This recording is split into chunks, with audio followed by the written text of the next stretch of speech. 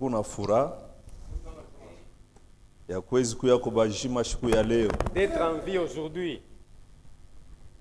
Yule ya ile tena tuko kuna munyumba ya Mungu De nous avoir fait venir même dans la maison de Dieu njoo yashe kushikia kwa masauti yake pour y écouter ses paroles.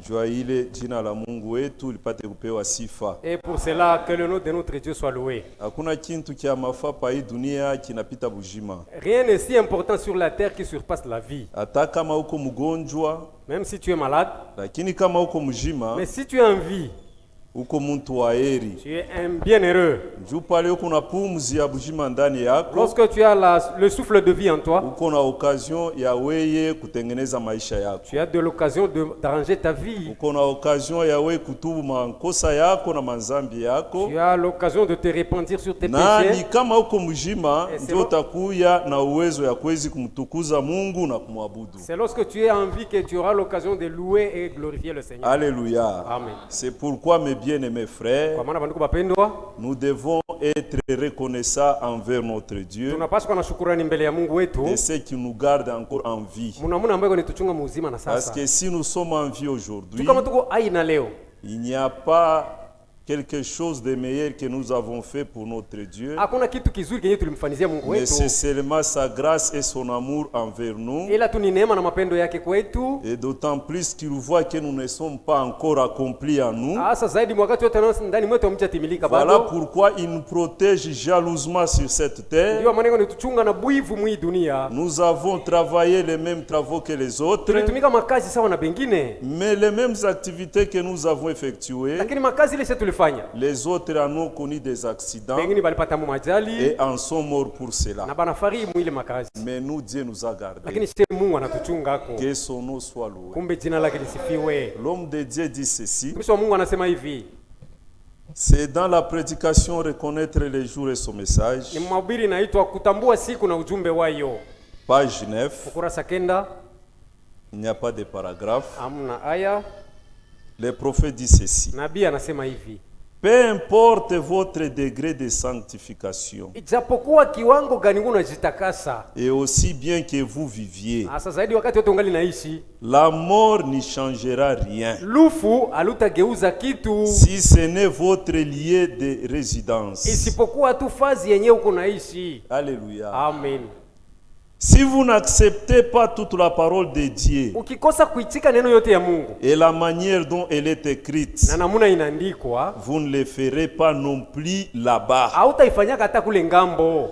Alléluia. Amen. Mais alors, Lakini basi il faut le faire aujourd'hui. unapasha kuitumikia kazi ya neno ya Mungu leo. C'est aujourd'hui qu'il faut faire le travail pour le Ni Seigneur. leo tunapasha kumtumikia Bwana. C'est aujourd'hui qu'il faut accepter toute la parole du Ni leo Seigneur. tunapasha kuitika neno yote ya Bwana. Que Dieu vous bénisse. Mungu amibariki. Mes bien-aimés frères, Bandugu bapendwa, tout peut arriver. mambo tunaweza kufika. Tout peut arriver. Yote inaweza kufika. Dans si peu de temps, Muda mfupi kabisa. tout peut basculer. Mambo yanaweza kutenka. La vie peut vous sourire le matin Buzima unaweza kupendeza asubuhi, et le soir, tout peut basculer. magharibi vyote vinageuka. C'est pourquoi Ndiyo maana il faut être prêt chaque jour. tunapaswa kuwa tayari kila siku. Et si vous êtes prêt, Na kama uko tayari, vous vivrez en paix. utaishi msalama. Vous aurez la paix dans ce monde. Utakuwa salama mwi dunia. Alléluia. Amen. Car il nous faut tous Juu inatufai bote rendre compte kusamba devant le tribunal de Christ. mbele ya baraza ya Kristo. Si nous avons conscience Kama tunajua qu'un mzuri, jour nous serons devant le tribunal de Christ, kusema siku nyingine utajikuta mbele ya baraza ya Kristo. nous devons être prêts. Kumbe tunapaswa kuwa Que tayari. la mort vienne ce matin, Lufu luko hii que asubuhi la mort vienne ce soir, wala magharibi. que la mort me trouve déjà prêt. Lunikute niko tayari. C'est ce qui est important Ndio yenye kwa ya mafaa dans la vie d'un homme, mu maisha ya mtu, dans la vie d'un mu croyant. maisha ya mwaminifu. C'est chercher la volonté de Dieu chaque jour. Ni kutafuta mapenzi ya Mungu kila siku.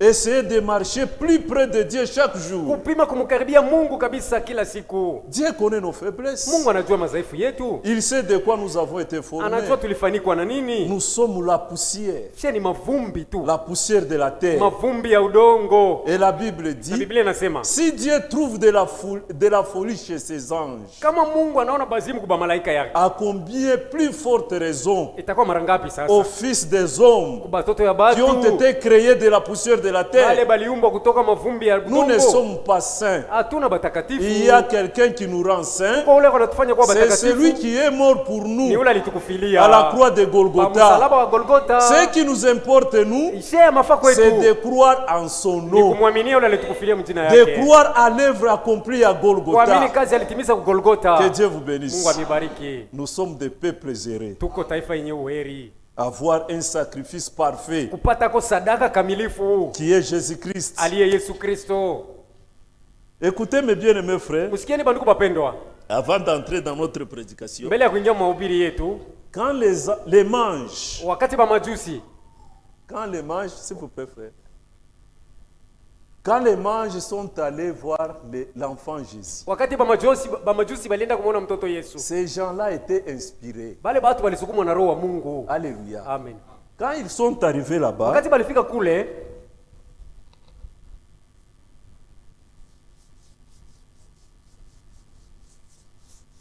vous pouvez lire ça dans les évangiles, mtaisoma mainjili, dans l'évangile de Saint Matthieu. muinjili ya Mathayo mtakatifu. Qu'est-ce qu'ils ont fait? Ba majusi balifanya nini? Ils ont offert. Balitoa De l'or, balitoa dhahabu puis de l'encens. na manemane. Je ne sais pas si ça s'écrit comme ça. Et il y a encore de la myrrhe. Na uvumba. Je ne sais pas si c'est ça l'orthographe. Naandikwa. Alléluia. Amen. Ils ont offert de l'or. Balitoa dhahabu, Ils ont offert de l'encens. manemane Ils ont offert de la na myrrhe. uvumba. Ce n'était pas des chrétiens, Bakuwa bakristiani, c'était des païens. balikuwa tu bapagano. Mais ils ont été inspirés Balisukumwa na roho wa Mungu à faire ceci. bafanye hivi. L'or typifie la divinité. Dhahabu inamaanisha bumungu. Alléluia. Amen. L'or typifie la divinité. Dhahabu inamaanisha bumungu, Tandis que l'encens na manemane typifie le service. inaonyesha kazi. Parce que dans le temple, Mwekalo les sacrificateurs, mkuani ils offraient l'encens. alikuwa anatoa Ils brûlaient manemane ça dans le temple. kuichoma ndani ya hekalu. C'est-à-dire les sacrificateurs Kusema mkuani entraient alianza en kuingia service avec l'encens. mkazi pamoja na ile Et manemane, la myrrhe na hii uvumba typifie la mort. inamaanisha kifo. Alléluia. Amin. C'est ce qu'on embaumait, où on parfumait les hommes morts. Wala balianza kumimia batu benye kufa bafu. Qu'est-ce que ça veut dire ici? Ilitaka kumaanisha nini ile? Il y a ici la divinité, Pale peko bumungu, il y a ici le service, panakuwa kazi, et ici il y a la na mort. pale lufu. Ici, c'est-à-dire c'est Dieu Ni kusema huyu Mungu qui entre en service anaingia mkazi en tant que souverain sawa sacrificateur, mkuani mkubwa, mais pour mourir à lakini la juu ya kwenda fin, kufa kumwisho, pour être le kusudi sacrifice. apate kuwa sadaka. Dieu au service de la mort. Mungu mkazi ya lufu. Imaginez mes bien-aimés frères. Kumbukeni bandugu yangu bapendwa, Parfois nous lisons mara nyingi tunasomaka tu et nous passons. na tunapita, Nous ne cherchons pas à entrer en profondeur hatukwake natafuta kujua upana pour kabisa, comprendre réellement ce que ça veut dire. kwa kuelewa kikweli inamaanisha nini. Notre Dieu, Mungu wetu huyu, créateur de toutes choses, muumbaji wa kila kitu, il quitte le ciel, anatoka kumbingu, il vient sur la terre, anakuwa pa dunia, il se fait sacrificateur. anajifanya kuwa mkuani. Un sacrificateur, Mkuani c'est celui qui offre yule kwa natoaka les sacrifices masadaka pour les péchés ya mazambi du peuple. ya taifa. Maintenant le Seigneur, Sasa Bwana il est venu le sacrificateur, il est devenu ye sacrificateur alikuwa mkuani pour offrir juu ya kutoa les sacrifices. sadaka. Et les sacrifices étaient où? Na sadaka ilikuwa wapi? Lui-même le sacrificateur Kwanza yeye peke est mkuani devenu sacrifice. ndiye alikuwa sadaka. Alléluia. Amen. C'est pourquoi il a dit, Ndio maana alisema j'ai le pouvoir de donner ma vie niko na madaraka ya kutoa et uzima j'ai le yangu pouvoir de la reprendre. na madaraka tena ya kuinyang'anya. Il est mort volontairement. Alikufa mkutaka kwake tu. Voilà notre assurance. Ile ndiyo tumaini C'est yetu, ce qui fait de nous ni ile inatufanya des chrétiens. kuwa bakristiani. Si aujourd'hui nous pouvons nous glorifier d'être Kama chrétiens, leo tunaweza kujitukuza kuwa c'est à bakristiani, cause de cette œuvre de la croix. ni kwa ajili ya ile kazi ya msalaba. Sans l'œuvre de la Bila croix, kazi ya msalaba, mes bien-aimés frères, bandugu bapendwa, personne hakuna ne devrait être sauvé. ule alipasha kuokoka. Et Dieu là au Na ciel Mungu yeye kumbingu n'est pas venu chercher les hommes saints. Asikuwe kutafuta watu Parce que watakatifu. sur la terre, Tupa dunia. il n'y avait pas de saints. Hapakuwa mtakatifu, Il est venu mourir alikuwa kufa pour nous, juu yetu les pécheurs. batenda zambi. Si tu es saint, Kama uko mtakatifu, Christ n'est pas mort pour toi. Kristo akukufilia wewe. Alléluia. Amen. Il est mort pour nous, les pécheurs. Alitukufilia sisi batenda zambi. Mais il dit, Lakini anasema, il a dit un jour siku nyingine alisemaka, à la femme qui a été surprise en flagrant ule adultère, mwanamke balibambaka makozi, lorsqu'elle a été amenée devant Jésus, wakati mwanamke alipelekwa mbele ya Yesu, Jésus a dit, Yesu alisema, celui qui n'a jamais commis cet acte ule hajafanyaka bado hii tendo, soit le premier à jeter sur elle awe la wa pierre. kwanza kumtupia mwanamke jiwe. La Bible nous dit, Biblia inatuambia depuis les plus grands, Kuanzia les plus âgés, kwa mzee kabisa jusqu'au plus petit, mpaka na mdogo sana, personne n'avait jeté la pierre sur la femme. hakuna alisubutu kumtupia mwanamke Et il jiwe, s'était retiré en secret. na balijikokota mkimya Qu'est-ce que bote. Jésus avait dit à la femme? Yesu alimwambia nini mwanamke? Jésus avait dit ceci. Alimwambia hivi, Femme, mwanamke, où sont ceux qui t'accusaient? bale balikushita kibeko wapi? Moi aussi, je ne t'accuse pas. Nami sikushitaki. Va, mais Wende ne pêche pas. ila usitende zambi tena. Alléluia. Si tu as conscience Kama unajua que mzuri Christ est mort pour ya kwamba toi, Kristo alikukufilia, tu ne peux pas pécher. hauwezi kutenda zambi. Tu es un homme, Uko mwanadamu, un humain, mwanadamu tu peux tomber dans le péché, unaweza kuanguka mzambi, mais tu n'auras pas l'envie de pécher. lakini hautakuwa na hamu ya hii zambi ile. Et lorsque tu tombes dans le Na péché, ukishaanguka mzambi, tu vas regretter pour cela. utahuzunika kabisa juu ya hili. C'est là où que Dieu dit, Ni pale Mungu anasema le sacrifice qui est agréable à Dieu, sadaka yenye kumpendeza Mungu c'est un cœur meurtrier ni pour moyo toi. yenye kuvunjika na yeye kuzunika. Alléluia. Amen. Que Dieu vous bénisse. Mungu amibariki. Sans toutefois tarder, Bila ugawia, je vous invite, mes bien-aimés frères, na mialika bandugu bapendwa à vous lever pour la lecture de la parole. kusimama bwima kwa usomi wa neno. Nous lisons dans Malachie chapitre 4, Tuko nasoma mkitabu ya Malaki sura 4 verset 5 mstari wa 5 et verset 6. na wa 6. Seigneur Dieu Tout-Puissant, Créateur de toutes choses, Bwana Mungu mwenyezi muumbaji wa kila jambo, nous voici ce soir devant toi, Père, tazama hapa tuko magharibi ya leo mbele ya uso wako Baba, avec un livre saint dans nos mains. na kitabu kitakatifu mikononi mwetu. Seigneur, nous disons que nous sommes indignes Bwana, tunasema ya kwamba hatustahili de toucher ce livre. kugusa kitabu hiki. Nous sommes indignes, Seigneur, Hatustahili Bwana de la lire. kukisoma, Et nous sommes indignes, na Père, hatustahili Baba d'en donner l'explication. kuleta C'est mafasirio. pourquoi, Père, Kwa maana Baba, nous te demandons, tunakuomba, nous te prions. tunakusii, Nous sommes devant toi, Seigneur. tuko mbele yako Viens Bwana, au milieu de nous. uje katikati yetu Viens donner le sens exact, Père na éternel, ulete amana kamili Baba wa milele, pour que nous puissions réellement comprendre kusudi tupate kuelewa ce que kikweli toi, Seigneur, tu as à nous dire. kile Bwana uko na kia C'est kutuambia. l'Esprit qui a écrit ce livre. Ni Roho aliandika kitabu, Voilà pourquoi nous avons toujours besoin de ton esprit ndio maana tunahitaji kila mara Roho pour wako nous en donner l'interprétation. atupeko Père mafasirio. éternel, Baba wa nous milele, nous remettons entre tes mains. tunajitoa mikononi mwako,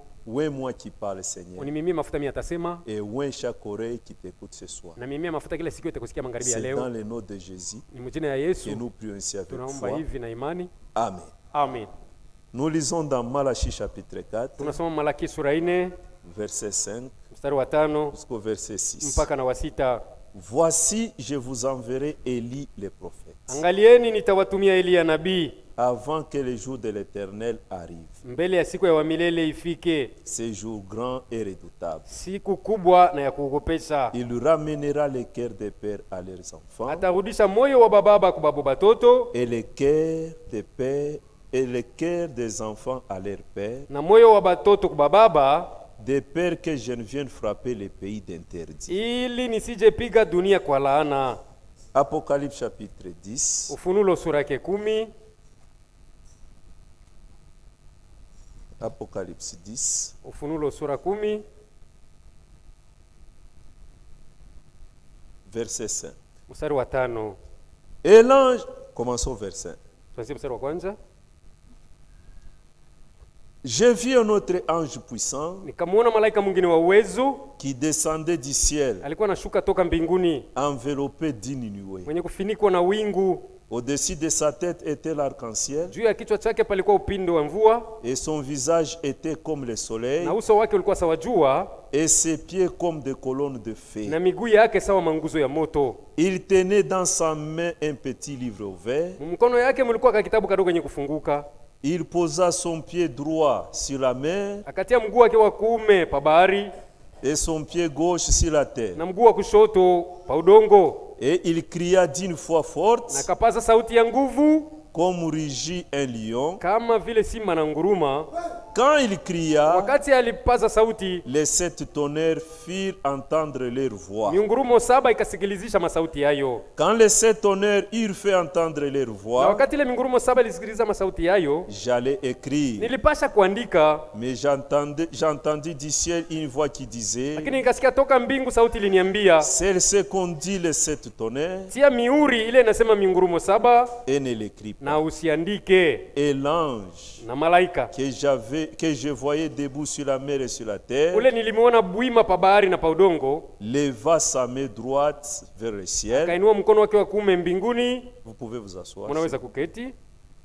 Que Dieu vous bénisse. Mungu amibariki. Nous retournons au verset 5 Turudie pa mstari wa 5, parce que c'est là où commence notre problème. ndio panaanzia mambo yetu. Et l'ange que je voyais debout sur la mer et sur la terre Na ule malaika nilimuona bwima pa bahari na pa udongo, leva sa main droite vers le ciel akainua mkono wake wa kuume mbinguni, et jura par celui qui vit au siècle des siècles, na analapa kwa ule kwa naishi milele na milele, qui a créé le ciel et ce qui s'y trouve, ule aliumba mbingu na vyote vyenye kuwa ndani, la terre et ce qui s'y trouve, udongo na vyenye kuwa ndani, et la mer et ce qui s'y trouve, na bahari na vyenye kuwa ndani, qu'il n'y aurait plus de délai, ya kwamba hakutakuwa muda tena, mais qu'au jour de la voix du 7e ange, lakini mu masiku ya sauti ya malaika wa 7, quand il sonnerait de la trompette, wakati huyo atapika parapanda, le mystère de Dieu s'accomplirait, siri ya Mungu itatimilika, comme il a annoncé à ses serviteurs les prophètes. kama alivyoitangaza kwa matumishi yake manabii. Que Dieu vous bénisse. Mungu amibariki. Et que l'Éternel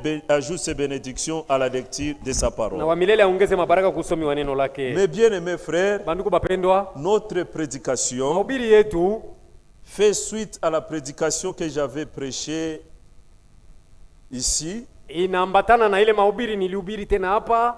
Je pense que c'était en 2022, Nadhania ni mwaka 2022 au mois de novembre, mwezi wa 11. que l'attraction c'est la montagne. Ilisema ni uvuto gani pa mlima, Mais cette prédication, lakini mahubiri yo nous l'intitulons tunaita hayo les messages du temps de la fin. ujumbe ya wakati ya mwisho. Alléluia. Amen. Les messages du temps de la fin. Ujumbe ya wakati ya mwisho, Ce que nous croyons réellement être les messages du temps de la fin. kile kikweli sisi tunaamini kuwa ujumbe ya wakati ya mwisho. La prédication que j'avais tenue ici, Mahubiri nilihubiri hapa, quelle attraction sur la montagne. uvuto gani pa mlima. Dans cette prédication, Mwile mahubiri je pense que le pasteur avait même demandé à l'église. Tanzania kusema na mchungaji aliuzaka kwa kanisa, Qui ont compris? ni banani banaelewa amana.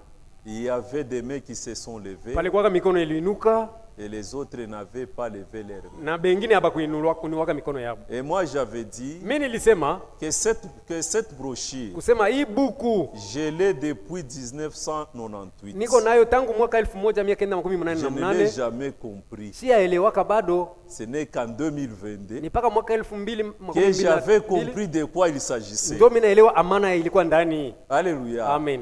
Dans cette prédication, Mwile mahubiri qu'est-ce que Frère Branham voulait nous dire? ndugu Branham alipenda kutuambia nini? Frère Branham voulait nous dire le message qu'il a reçu de Dieu. Ndugu Branham alipenda kutuambia ujumbe alipokea kwa Mungu. Et dans cette prédication, nous avons dit que Na mwile mahubiri tulisemaka kwamba Frère Branham ndugu Branham n'était pas un évangéliste. hakuwa mwinjilisti, Mais Dieu lui avait dit lakini Mungu alimwambia de faire l'œuvre d'un évangéliste. kwanza aifanye kazi ya mwinjilisti. Frère Branham était un prophète. Ndugu Branham alikuwa kanabii, Frère Branham était un messager. ndugu Branham alikuwa ni mjumbe, Et en tant que messager, na kama mjumbe il devait avoir un message à apporter. alipaswa kuwa na ujumbe ya kuleta, Mais son message ila ujumbe ne yake l'a pas apporté au début de son ministère, hakuileta kumwanzo ya butumishi yake, mais il l'a apporté aliileta au commencement de son ministère. kumwanzo ya huduma yake. Alléluia. Amen. Il y a Peko une nuance là-bas. achanisho moya kidogo Il faut pale. bien comprendre. Inapasha kuelewa mzuri. C'est ce que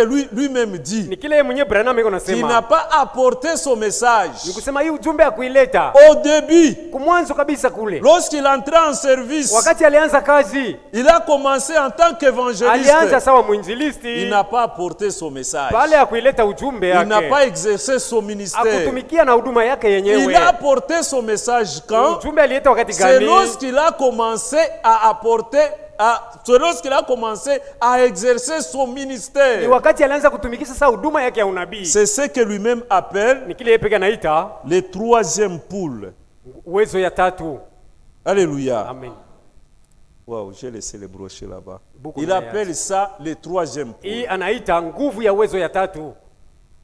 Il appelle les premières poules dans son ministère. Anasema uwezo ya nguvu ya kwanza ya huduma yake C'était la guérison. ilikuwa ni uponyaji tu. La guérison divine. Matunzo ya kimungu. Et la guérison Na hii divine matunzo ya kimungu était comme un appât. ilikuwa sawa vile kiambo. Alléluia. Amen. C'était quelque chose pour attirer. Ilikuwa ni kitu kia kuvuta nakyo. C'était ça le premier poule dans son ministère. Ile ndio ilikuwa nguvu ya uwezo ya huduma yake ya kwanza. Le deuxième poule, Uwezo ya pili c'est fait les prophéties. ilikuwa ni maunabii, Alléluia. matabiri. Maintenant, le troisième poule, Sasa nguvu ya uwezo ya tatu c'est ça l'ouverture de la parole. ndio kufunguliwa kwenye kwa neno. Alléluia. Amen. Et frère Branham nous dit ceci. Na ndugu Branham anatuambia hivi, Il avait reçu un ordre direct de la part du Seigneur alipokeaka agizo ya mara moja kutoka kwa Bwana de laisser son tabernacle, kusema aache makutano yake, de quitter Jeffersonville, atoke ku Jeffersonville, là où il avait une maison, kule alikuwa na nyumba yake et ya de kuishi, déménager, na kuhamia d'aller vers l'ouest, kwenda kukaskazini à Tucson. ku Tucson. C'est là où Dieu devait lui Ni parler. kule Mungu alipasha kuzungumza naye. Et lorsqu'il avait suivi l'ordre du Seigneur, Wakati alitii ile agizo ya Bwana, il est allé vers l'ouest. alienda kukaskazini, Et un jour, na siku ingine il était en pleine prière alikuwa iko naomba dans les canyons sabinaux. na mkanyo Sabino. Et lorsqu'il priait en levant les mains, Na wakati alikuwa naomba mwenye kuinua il a mikono, senti quelque chose toucher les paumes de ses mains. anasikia kitu kinamgusa mkono wake. Et lorsqu'il a ouvert les Na yeux, wakati alifungua macho, il a vu, anaona comme vous me voyez, sasa vile Mungu mnaniona, comme je vous sasa vois, vile na mimi niko il a namiona, vu une épée anaona dans mpanga sa main droite. ndani ya mkono wake wa kuume. Il s'est posé mille et une questions. Anajiuliza maswali Il tele, s'est dit, je suis seul ici. anasema hapa niko mimi Mais moya. d'où est venue cette Sasa hiyo épée? mpanga inatokea wapi? Dieu lui a parlé Mungu que c'est alimwambia l'épée du roi. sema ni mpanga mfalme. Alléluia. C'est la parole qui t'est donnée Ni aujourd'hui. neno unapewa leo. Voilà pourquoi. Ndiyo maana C'est là où Dieu lui a ouvert les sceaux. ni pale Mungu alimfungulia hata miuri. C'est-à-dire le Ni message, kusema ujumbe, ce message que nous hii avons ujumbe tuko nayo a été contenu, caché ilikuwa yenye kuchungwa, yenye dans kufichwa les sceaux. mumiuri. C'est pourquoi frère Franck dit, Ndiyo maana ndugu Frank anasema il faut faire beaucoup d'attention inapasa kufanya angalisho sana avec les prédications de frère na Branham mahubiri ya ndugu Branham qu'il a tenu ile alihubiri après l'ouverture des kisha sceaux. kufunguliwa kwa miuri. Alléluia. Amen. C'est le message que nous avons Ndio ujumbe tunayo était caché dans les sceaux. ilikuwa yenye kufichwa ndani ya miuri. Et frère Branham nous dit ceci, Na ndugu Branham anatuambia hivi, tous les mystères masiri yote étaient cachés dans les sceaux. ilikuwa ndani ya miuri yenye kufichwa. Alléluia. Amen. Les mystères Masiri ne sont pas cachés dans les aina tonnerres. yenye kufichwa mumiungurumo. Nous avons lu avec vous. Tunasoma na mweye. La Bible dit ceci. Biblia nasema hivi. Retournons d'abord. Turudie hapo kwanza. La Bible dit ceci. Biblia nasema hivi. Quand les sept tonnerres eurent fait entendre leur voix, Wakati ile mingurumo saba ilisikilizisha masauti yayo. c'est au verset 4, Ni mstari wa 4. Apocalypse 10, verset Wa 4. Ufunuo 10. J'allais écrire, Nilipasha kuandika, mais j'entendis du ciel une voix qui disait, lakini nilisikia toka mbingu sauti ilisema, c'est qu'on dit les sept tonnerres, tia miuri ile inasema miungurumo saba et ne l'écris pas. na usiandike. Alléluia. Amen. Les sept tonnerres, Hii miungurumo saba Ça reste le mystère de Dieu. inabakia siri yake Mungu tu. C'est lui qui avait compris Ule alielewa ce qu'avait dit les 7 tonnerres. kile miungurumo 7 ilisemaka, C'était Jean. ilikuwa Yohana tu, Et Jean na Yohana était sur le point d'écrire cela alikuwa karibu kuiandika pour que cela soit apporté à notre connaissance. kusudi nasi tupate kuifamia Et que nous aussi, nous sachions ce qu'avaient dit les 7 na tupate tonnerres. kujua miungurumo 7 ilisema Mais nini, Dieu lui avait défendu. lakini Mungu alimukanya. Alléluia. Amen. Et Jean Na Yohana est mort avec ses secrets. alikufa na ile siri ya miungurumo ndani yake. Alléluia. Amen. Il est mort avec ses secrets. Alikufa na ile masiri ndani yake. Quelque chose qui est scellé, Kile kitu kenye kutiwa muhuri, vous ne pouvez pas savoir ce qui est dedans. hautojua benye kuwa ndani mwayo. Écoutez ce que la parole de Dieu nous dit. Msikie kile neno la Mungu anatuambia. Dans Ésaïe chapitre 29, Mu Isaya 29 verset 11, mstari wa 11. la Bible dit ceci. Biblia inasema hivi. Je veux que nous soyons ensemble, mes bien-aimés frères. Nataka tupate kwenda pamoja banduku bapendwa.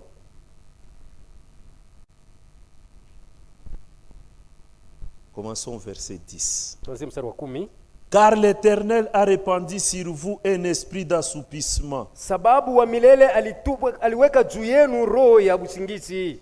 Il a fermé vos yeux, Alifunga macho yenu les prophètes. manabii. Il a voilé vos têtes, Alifunika bichwa yenu les voyants. maona Toute la révélation ufunulo yote est pour vous kwenu comme le mot d'un livre caché, iko sawa vile masemo ya kitabu kenye kufunikwa. kenye kuchapa, kenye kutiwa muhuri.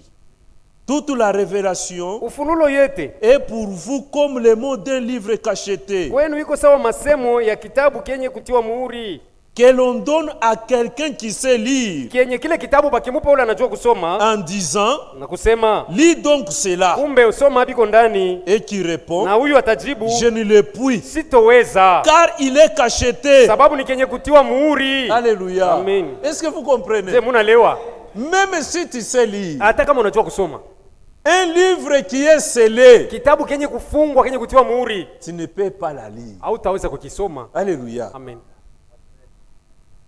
Ou comme un livre que l'on donne à un homme qui ne sait pas lire Wala sawa kitabu kenye banampatia mtu ule ajui kusoma, en disant manamwambia lis donc cela, kumbi soma hiyo, et qui répond na yeye anajibu je ne sais pas lire. sijui kusoma. Celui-ci, Huyu on lui donne un livre non scellé, banampatia kitabu kenye apatie muhuri, mais lui ne sait pas lire. lakini yeye huyu mtu ndiye asijui kusoma. Alléluia. Amen. Il lui répond Anajibu je ne peux pas sitaweza parce que je ne sais pas lire. sababu sijui kusoma. On prend le même livre, Banapewa kitabu kile kile, mais cette fois-ci scellé. sasa hapa banakitia muhuri, On les donne à quelqu'un qui sait lire. banakipatia ule mwenyewe kujua On kusoma, les donne. banamupa, Lis donc cela. banamwambia soma, Il lui répond anajibu je ne peux pas sitaweza car il est scellé. sababu ni kenye kutiwa muhuri kenye Alléluia. kufunga. Voilà pourquoi Ndio sababu l'Éternel Dieu wa milele Mungu avait dit à Jean alimwambiaka Yohana de sceller utie muhuri sur ce qu'avaient dit les 7 vile tonnerres. vyote miungurumo 7 ilisema. D'abord, les tonnerres, c'est quoi? Kwanza miungurumo ni nini? Les tonnerres, c'est la voix de Dieu. Miungurumo ni sauti ya Mungu. C'est ça la manière de Dieu de parler. Ndio namuna Mungu anakuwaka nasema. Pour nous les profanes, Kusema sio kujua ce kitu. sont les tonnerres Ni uniquement. makelele tu ya miungurumo. Mais pour ceux qui sont initiés à cela, Lakini kubenye kuifamia mzuri. souvenez-vous un jour, Kumbukeni siku ingine. les enfants d'Israël, Batoto ya Israeli ils avaient dit à Moïse, balimwambiaka Musa, non, toute l'assemblée, hapana, makutano yote ni batakatifu. cette fois-ci, Hivi sasa nous hapa voulons entendre Dieu nous parler lui-même. tunataka kumsikia Mungu aseme na shie yeye peke. Comme Moïse était simple, Sasa vile Musa alikuwa mnyenyekevu, il est allé rapporter la chose à Dieu. ile habari anaenda kumpelekea yo Mungu. Et Dieu a dit, Na Mungu anamwambia, dis-le de se préparer, ubambie bale batu de se bajitayarishe, sanctifier bajitakase pendant 3 jours. kadiri ya siku 3 Et il viendra à la montagne de na Sinaï. batakuwa kumulima wa Et là, je Sinai. vais descendre Pale et je nitashuka vais parler avec na eux. kuongea nabo. Après les 3 jours, Kisha ile masiku 3 l'assemblée d'Israël s'était sanctifiée. makutano ya Israeli lijitakasa. Lorsqu'ils sont approchés au mont de Sinaï, Wakati balikaribia mlima wa Sinai, l'Éternel Dieu a dit wa milele Mungu qu'ils alisema n'approchent pas la montagne. basisogee karibu na Même si une mlima. bête s'approchait de la Hata montagne, nyama akisubutu karibia mlima mourra. atakufa. Et là, l'Éternel a commencé à Pale parler sasa wa milele alianza pour les kusema peuple d'Israël, taifa ya Israeli c'était des grondements de tonnerre balikuwa ni milipuko tu et ya des miungurumo fumées partout. na moshi fazi yote. Les enfants d'Israël Watoto wa Israeli n'avaient pas supporté d'entendre cela hawakuvumilia tena kusikia parce qu'ils ne miungurumo, comprenaient même pas le sens. sababu hawakuwa nasikia hata maana Et ils yenyewe. se sont encore retournés à Na Moïse. balimrudilia Musa Ils tena, ont dit à Moïse, wanamwambia Musa, Moïse, Musa, que l'Éternel te parle kumbe wa toi, milele aseme paka na et weye que toi tu nous dises en retour. na wewe utuletee ile habari. Alléluia. Amen. Les tonnerres, Miungurumo c'est la voix de Dieu. ni sauti ya Mungu. Même ici dans Apocalypse, Hata hapa mufunulo Dieu avait parlé Mungu réellement. alisema Et kikweli. Jean Na ne Yohana pouvait pas écrire des grondements. hakuweza kuandika ile milipuko. Jean Yohana devait écrire ce qu'il avait entendu alipasha kuandika bila qui sortait de alisikia ces grondements. yenye bilikuwa natoka mwile milipuko, Mais Dieu lui avait défendu. lakini Mungu alimukanya. Alléluia. Amen. Les tonnerres Miungurumo ne détiennent pas caché les mystères aichunge siri yenye qui sont kufichwa nécessaires à l'église épouse. yenye kwa ya mafaa kwa kanisa bibi harusi. Ce qui est nécessaire à l'église épouse, Ile ya mafaa kwa kanisa bibi harusi, Dieu a permis que cela amen, Mungu aliruhusu soit mis ile par écrit dans cette Bible. baitie mu maandiko mwi Biblia. Alléluia. Ndiyo, Que Dieu vous Mungu bénisse. amibariki. Frère Branham, Ndugu Branham, lorsqu'il nous parle de l'expérience qu'il a eue, wakati unatuambia kupitia onjo alipokea le 28 février siku ya 1963, 18 mwezi wa pili C'était mwaka l'ouverture des 1963, sceaux. ilikuwa ni kufunguliwa kwa mihuri. et à partir de cela, Kuanzia Dieu a pale commencé à lui donner des messages directs. Mungu alianza kumupatia maujumbe Et ya ce mara moja message-là direct. Na maujumbe ne ile devrait pas être prêché dans le monde entier. haikupaswa tena kuhubiriwa mulimwengu Frère mzima. Branham allait le prêcher au Branham Tabernacle Ndugu Branham alianza kwenda kuihubiri kule à ku Branham Tabernacle, Jeffersonville. kule ku Jeffersonville. Alléluia. Amen. C'est très Ni merveilleux. ya mashangao Je ne kabisa. sais pas. Sijui Frère, il faut aimer ce message. ndugu, hii ujumbe napata kuipenda tu. Ces messages que nous avons, Hii ujumbe tuko nayo. Frère Branham dit, Ndugu Branham anasema c'est à l'ouverture des ni sceaux, pa kufunguliwa kwa mihuri, c'est là où est venu toutes ces doctrines ni pale palikuwa mafundisho yote ya que ces msingi dénominations attaquent. na hii madhehebu yote iko inashambulia. C'est là où nous comprenons la sémence du Ni serpent. pale tunaelewa vizuri mbego ya nyoka. C'est là où nous comprenons la divinité. Kuanzia pale tunaelewa C'est bumungu. là où nous comprenons le mystère de Ni l'iniquité. pale tunaelewa siri ya uovu. C'est là où nous comprenons les serpents Na ni écrasés. pale tunaelewa siri nyoka mwenye C'est là où nous kupendwa. comprenons le mariage et le Ni divorce. pale tunaelewa ndoa na talaka. Alléluia. Amen. Frère, la Banduku, sémence du serpent. mbegu ya nyoka Comment est-ce qu'on peut comprendre ça? inaweza kueleweka je Sans l'ouverture de la parole. bila kufunuliwa tu kwa neno, Sans l'ouverture de cette sceau. bila kufunguliwa kwa mihuri saba? Voilà pourquoi beaucoup de personnes s'achoppent à Ndio cela. maana watu ba mingi Mais banakualaka nous sana croyons kuile. réellement Lakini sie kikweli que tunaamini dans le jardin sema d'Éden, Mungu kule bustani ya Edeni ce qui s'était passé Ile là-bas, ilifanyikana ce kamule. n'était pas un fruit naturel. haikuwa tunda ya asili, Alléluia. Amen. C'était l'adultère. ilikuwa busharati. Alléluia. Amen. Mais bien aimés frères, Banduku bapendwa, imaginez, kumbukeni Dieu n'est pas bête. Mungu ana nyama. Excusez-moi pour le terme. Nisameni kwa msemo. Notre Dieu, Mungu wetu qui sait qu'Ève anajua kusema hawa huyu a mangé la pomme dans sa bouche, yeye alikula tunda tofa kukinywa pourquoi yake. est-ce qu'il n'a pas maudit la bouche? Kwa nini Mungu akukilaani kinywa? Pourquoi est-ce qu'il n'a pas maudit la langue qui avait Kwa goûté? nini Mungu akulaani ulimi Ni ulionja? l'estomac dans lequel la pomme est allée Wala tomber. mtumbo mwenye mlienda kuangukia ile tofa. Alléluia. Amen. Mais il a maudit autre chose. Lakini Mungu alilaani kitu kingine. Pour vous dire Juu ya que kuniambia c'est de là que le péché est entré. kusema ni pale palilaaniwa ndio palingilia dhambi. C'est ça. Ndivyo. Il faut la révélation Inaomba ufunulo pour comprendre ça. kwa kuelewa hii. Lorsque nous étions dans les Wakati dénominations, tulikuwa tungali mu madhehebu, quand on t'explique des choses pareilles, akikufasiria vitu vya aina namuna. dans les dénominations, on ne les expliquait même pas. Na madhehebu walikuwa wanavifasiria. Moi, je m'ai chopé Mimi nilikuwa nakwala lorsqu'on disait que Jésus était Dieu. wakati walikuwa wanasemaka sema Yesu ni Mungu.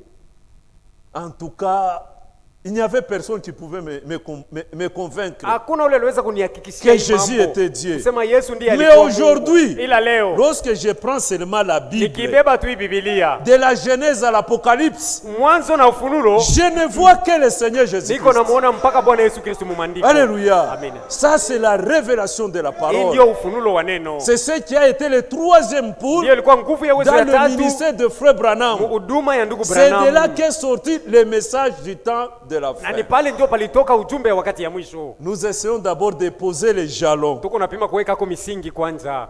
Essayons d'abord Kwanza tupime de définir les mots-clés kufafanusha tu msemo wa mafaa de notre thème. wa tungo yetu hii. Le message Ujumbe du temps ya wakati de la fin. ya mwisho. Les messages. Ujumbe. Les messages, c'est quoi? Ujumbe ni nini? Et le temps de la fin, c'est Na quoi? wakati ya mwisho yenyewe ni nini? Les messages, Ujumbe, d'abord, le message, kwanza ujumbe tu c'est le retour à la foi apostolique. ni kurudia kuimani ya bamitume. C'est le retour à la foi des Ni apôtres. kurudia kuimani ambayo ilikuwa nayo bamitume. Pourquoi? Juu ya nini? Parce que les apôtres Maana bamitume avaient bénéficié balionea amo de la pluie, de la première pluie. mvua ile ya kwanza. Mais nous, au temps de la fin, Lakini si hapa kwa wakati ya mwisho nous sommes ensemencés tunapandwa et nous profitons de tous les deux pluies. na tuko tunafaidika De mvua la yote pluie mbili. de l'avant et de Ya l'arrière-saison. wakati ya mbele na ya wakati ya mwisho. Alléluia. Amen. Croire réellement aujourd'hui, Kuamini kweli leo c'est croire ni kuamini selon ce qu'avaient écrit les apôtres. mnamuna ile bamitume baliamini Et yaka pour croire na juu ya kuamini tel que les apôtres avaient écrit, vile bamitume baliamini il faut croire ces messages. inaomba kuamini ujumbe hii. Alléluia. Amen. En d'autres termes, Msemo ingine ou en d'autres wala explications, mafasirio mengine le message, ujumbe on dit que le message du temps de la fin. banaita ujumbe ya wakati ya mwisho. Et si nous retournons dans Malachie, Na tukirudia mu la Malaki, Bible nous dit ceci: Biblia inatuambia hivi, voici, je vous enverrai Élie le prophète. angalia nitawatumieni Eliya nabii. Dieu va nous envoyer Élie le prophète quand? Mungu atatutumia huyu Eliya nabii wakati gani?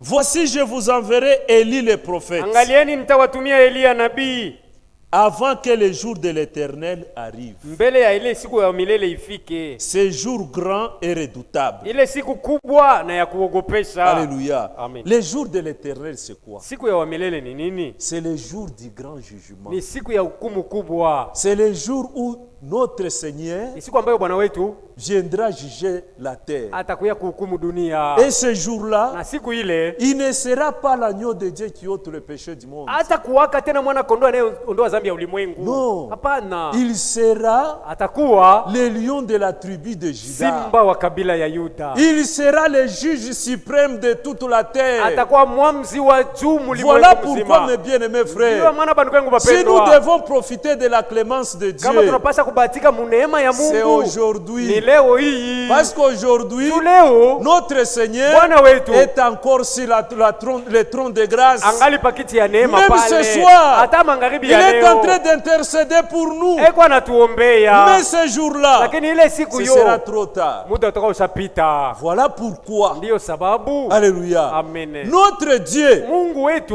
avant l'arrivée de ce jour, mbele ya ile siku yo il ifike, vient lui-même ye peke anatangulia pour kuya mettre de l'ordre. juu ya kuweka usawa. C'est comme Iko sawa, un roi mfalme moja qui veut envoyer ses troupes ule anataka kutuma makunzi à la yake bataille kwenda kufita pour aller faire la guerre. ende ikombane. Il doit d'abord passer en revue ses troupes, Kwanza anapasa kubalula ile makunzi yote, voir ce qui manque kuona bile binabakosa et ce qui ne manque na pas, bila ce abibakosi qui ne va pas. bila abiendeki, Ils ont besoin de quoi? wanahitaji nini? Alléluia. Amen. C'est ce que notre Dieu avait fait Kile Mungu wetu alifanyaka avant de détruire ce monde. kabla ya kuharibu dunia hii. Notre Dieu Mungu wetu nous a envoyé ce message alitangulia kututumia pour ujumbe hii nous ramener à la vraie foi, ili turudishe pa pour imani nous ile ya ramener kweli, à la foi ili originelle, turudishe pa à imani ile ya la foi des mwanzo, pa apôtres, imani ya mitume, pour que ili nous soyons réellement ses enfants. tupate kuwa kweli batoto yake. Mais bien aimés frères, Bandugu bapendwa,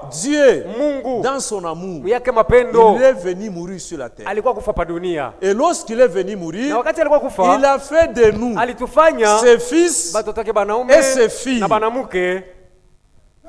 C'est à tort qu'on nous appelle que nous sommes dans le christianisme. Ni makosa tupe kwa natuita kusema tuko mbukristiani. Non. Hapana. Alléluia. Amen.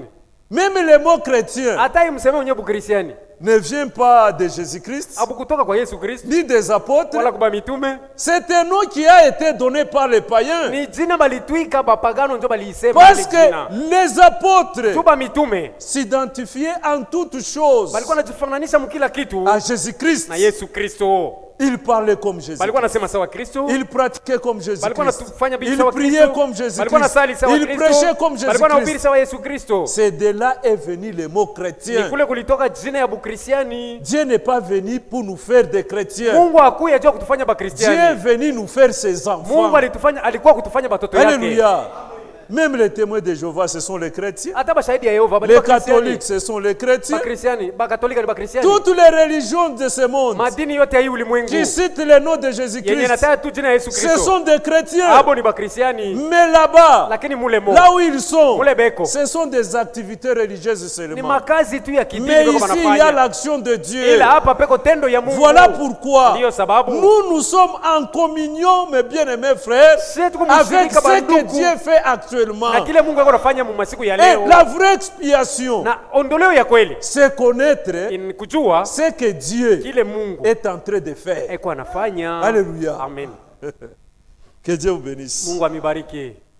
Reconnaître le temps et son message. Kujua wakati na ujumbe Le yayo. temps dans lequel vous vivez. Wakati ambayo mule uko naishi. Et le message qui a été destiné pour ce temps. Na ile ujumbe litayarishwa juu ya ile wakati uko naishi. Frère, il est nayo ni heri moya nguvu sana. Ça c'est aussi une chance vraiment. Frère Branham eko nasema hivi. Le frère Branham dit ceci. Dans la prédication, Mu mahubiri,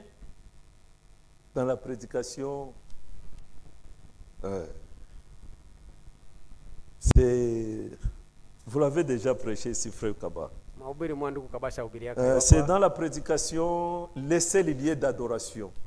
Mahubiri inaitwa fazi tu moja ya mabutu.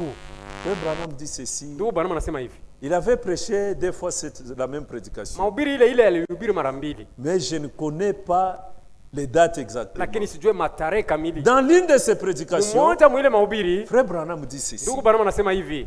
Un jour, frère Brown, Siku nyingine ndugu Brown, ses frères ule ndugu avaient beaucoup marché avec frère Branham. alitembea masiku mingi na ndugu Branham. Ils ont marché beaucoup d'années avec frère Branham. Alitembea miaka pamoja. Mais un jour, Lakini siku frère nyingine Branham a dit ceci à frère Branham. ndugu Branham anamwambia ndugu Branham hivi. Frère Branham, Ndugu Branham, c'est aujourd'hui na ni leo tu que je comprends réellement ce que vous nous dites. mimi naelewa kikweli kile unatuambiaka. Et frère Branham dit ceci. Na ndugu Branham alisema hivi. Si seulement Kama tu les gens de ce monde batu ba hii ulimwengu pouvaient comprendre ce que je dis. baliweza kuelewa kile niko nasema. Alléluia. Amen. Et frère Branham, Na ndugu Branham, dans la même prédication, mahubiri ile commentant sur Rebecca, anaweka komentari juu ya Rebeka. lorsque Rebecca avait fait boire les chameaux qu'avait amené Eliezer. Wakati Rebeka alinyusha bale bangamia balikuwa na Frère Branham Eliezer. dit ceci. Ndugu Branham anasema hivi. Rebecca avait abrévé la soif des chameaux. Alituliza kiu kia bangamia. Mais c'est les mêmes chameaux Lakini tena ni paka bale qui bangamia bo devaient l'amener balipasha kumupeleka vers son mari. kwa mume wake. Et vous, mes bien-aimés Na frères, mwe banduku bapendwa, si ce que vous avez, kama kile uko nacho c'est seulement mon message. ni ujumbe yangu tu, Et si c'est mon message que vous na ni avez, kama ujumbe ni ujumbe yangu uko ce nayo, message ujumbe ile vous amènera au ciel. itakupeleka mbinguni. Nous, ce que nous avons, Si kile tuko nacho nous n'avons pas autre chose. hatuna na kitu kingine, Ce que nous avons, kenye tunacho c'est le message. ni ujumbe tu. Alléluia. Amen. Mais bien-aimés frères, Banduku bapendwa, tu peux laisser tout tomber. unaweza kuacha vyote kuanguka, Mais ne laisse pas tomber ce ila message. usisubutu hii ujumbe uiangushe. Même si tu rétrogrades, Hata ukirudia ne nyuma, rentre pas chez les catholiques. usiende tena kwa Katolika, Ne rentre pas là où tu étais. usiende kule kwenye ulikuwa Ne zamani, rentre pas chez les usiende kwa kimbangistes. Kimbangu. Même si on te dit que là, Hata wanakuambia kusema il y kule a un ku Moulombi, kuko Mulombi, n'y allez pas. usiendeko. Dans cette Bible, Mwi Biblia il n'y a pas un ministère de Moulombi. hamuna huduma ya Bulombi, Nous avons 5 ministères. muko mahuduma tano Et tu, parmi ces 5 na ministères, miongoni mwayo mahuduma tano Amuna Butumishi wa il Moulombi. n'y a pas de ministère de Mulombi. Aïna mon bien-aimé Cela frère. n'existe jamais bapindu bapenda. C'est pourquoi, Ndio maana avec ce message, na hii ujumbe non, hapana, atana njala la la. même si c'est dormir la famille, allez fais-le. Je connais des frères Najua banduku à qui je peux rendre un bon témoignage. bale mimi naweza kushuhudia vizuri kabisa. Frère Enoch, Ndugu Enoch qui est pasteur à Dianda, ule kumchungaji kudianda c'est lui qui m'avait baptisé. ni ule alinibatizaka. Lorsque ce message était au début, wakati ujumbe ilikuwa kumwanzo kwa kwetu, cet homme de Dieu ule mtumishi wa Mungu n'avait qu'un seul pantalon. alikuwa na suruali moja tu. Alléluia. Amen. Et ce pantalon, Na ile suruali il le portait que le dimanche alianza kuivala mpaka mjuma pour aller à Kisamfu, juu ya kwenda kukisamfu, quitter Mibanze kutoka mumibanze pour aller adorer à kwenda Kisamfu. kuabudu mukisamfu. Frère, ce n'était pas facile. Bandugu, haikuwa kitu teketeke. Imaginez mes bien-aimés frères. Kumbukeni tu bandugu bapendwa, Tuko na lofia paka hapa karibu na kanisa. nous nous absentons aux alentours de l'église. Alléluia. Amen. Biblia iko nasema La Bible dit kutakuwa wakati moja il y aura un temps bantu 10 ba mataifa où 10 personnes des nations batamubamba muyuda moya viendront un juif asema lui disant tuko nenda na we mwenu. nous allons avec toi chez vous, Njoo tunajua asema mwenu njoo muko puisque Mungu. nous savons que c'est chez vous où il y a Dieu. Hapa leo tuko nakuya kukanisa bila kulipa transport. Aujourd'hui nous venons à l'église sans payer le transport. Alléluia. Amen. Mungu anatukabure occasion. Dieu nous a donné cette occasion. Mais kuko bantu kubengine Mais kukolwezi. il y a de ses frères à Kolwezi, Eo natoka mudiuru, il quitte de Diuru, eko nenda mudilungu. il va à Dilungu, Anenda kuabudu. il va adorer là-bas. Kama nana transport, S'il manque le transport, anenda lwa mukuru. il va bien attendre. Mais ule muntu utashimamaka naye kukiti kya hukumu. Mais une telle personne, pourras-tu te tiendre avec Oh, lui la au Bible jugement? kunasema, La Bible dit aucune justice ne régistera devant Dieu. hakuna hata uwaki itasimama mbele ya Ile Mungu. yote utabeba sema ujijustifie Tout ce que tu nayo. prendras comme raison, Mungu atabeba ule alikuya mu situation compliquée sawa yako. Dieu prendra celui qui était dans la situation compliquée comme Peut-être la na tienne. kupita pa yako. Peut-être que sa situation se passait Anasema la tienne, angalia huyo alikuya vainqueur. disant que vois celui-ci était vainqueur. Alléluia. Amen. Mais bien aimé frère, Bandugu bapendwa, kuku bantu balianza kutembea na hii il y a ujumbe. de ceux-là qui marchaient avec ce message. Je connais un frère, Najua ndugu moja il nous a déjà précédé. ashatutangulia, Frère Blaise. ndugu Blaise Il était diacre à Kapolo alikuwa Mission. shemasi mkapolo Eko emission. natoka mu mashamba mukasepa. Il quittait au champ Kasepa Pieni. pieds nus, Ana na mapapa hata malago. sans babouche, même les lagom. Anakuya Il kukanisa, venait à l'église, anapita na kumbele il anaexhorte. passe même à la chair, il exhorte. Alléluia. Frère, ni imani ya je. Ça, c'est quelle sorte de Ni foi? kupenda Mungu kwa namna kani kwa C'est ile. quel amour de Dieu de la sorte? Mais wewe paka unapata ya moto njoo na kwa Mais kukanisa. il te faut que tu puisses avoir de l'argent pour payer la moto. Là, tu viens à l'église. Kama una na ya moto hautakuwa Si tu kukanisa. n'as pas de l'argent, tu ne viens pas à l'église. Pawe kuwa kukanisa Pour huku venir à naangalia l'église, vile tu es unavala. en train de voir ce que tu portes comme habit. Aujourd'hui, Léo, ce n'est pas le temps haina wakati tena de voir si ta chemise concorde avec ton pantalon. ya kuangalia kama shati yako iko na rangi ya Il faut voir suruali. si ta vie concorde avec la Unapaswa parole. kuangalia kama maisha yako inaambatana na neno ya Mungu. Alléluia. Oui. Si ta vie ne concorde pas avec la parole Kama de maisha Dieu, yako yaambatane na neno ya tout ce que Mungu, tu fais, mes bien yote frères, utafanya ndugu yangu c'est mpendwa, zéro. ni sifuri, C'est zéro. ni sifuri kabisa. Et d'ailleurs ici, Kwanza hapa tu utangaika tu munyumba yako unaangalia kama vas te kikwembe faire kinakuendelea. souffrir dans Hapa le batajua pain na te kujua sema convient. ulivuara kikwembe kia bei. Aujourd'hui, ici on ne te verra pas que tu as porté un pagne. Batajua hata kujua. On ne saura même pas ça. Hatujuake na nani anakuwa na manguo ya On uchafu. ne connaît même pas Na nani celui qui vit avec anakuwa des anakuwa na habits manguo ya sales, kutakata. ou soit Na celui nani qui vit avec anavuara des vya propres. mkopo.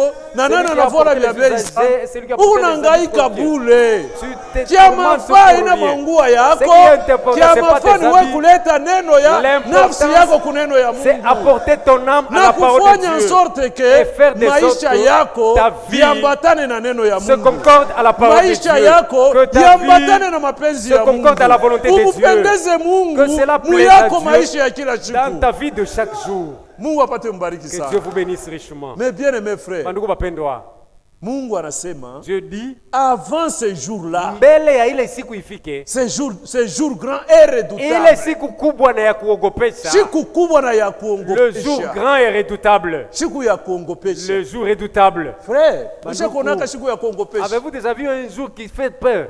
Muulize bale bashakuonaka matsunami. Demandez à ceux qui sont passés par le tsunami, Bale bashakuonaka makatastrophe ceux naturelle. qui sont passés par les catastrophes naturelles. Mais ile itakuya kiloko. Les catastrophes naturelles sont Ile vraiment dunia iko moindres. na Ce chunga que le monde attend, hein, ni siku mkubwa na ya c'est un kuongopesha. grand jour et redoutable. Ni siku bantu bataanza kupenda C'est le jour où les kilima gens chercheront à ce que kibangukie. la montagne tombe sur eux. Simba Et mukurie. les lions le Mais Simba dévorent. atakatala Mais kumkuria. le lion ne voudra pas. Frère, tujinyenyekeze kumbele ya Mungu. Humilions-nous devant Dieu. Pai dunia frère. Sur cette terre, mes bien-aimés, Ce qui est ancien, c'est juste être un enfant de Dieu. Ce qui est nécessaire, ce n'est pas être reconnu à l'église. L'importance n'est pas d'être un prédicateur dans l'église. Non, ça c'est pas important. Ce qui est plus important, c'est être un enfant de Dieu. Mais trouver réellement dans la volonté de Dieu. Comme je vous l'ai dit dans mon introduction, tout peut venir à tout moment. Si je mourais aujourd'hui, je meurs en tant que prédicateur et que je ne meurs pas en tant qu'enfant de Dieu. Où irais-je? Où irais-je avec la prédication? Alléluia. Amen. Que Dieu vous bénisse. Pour ce soir, nous nous arrêtons par là. Priez pour nous. Que Dieu vous bénisse encore.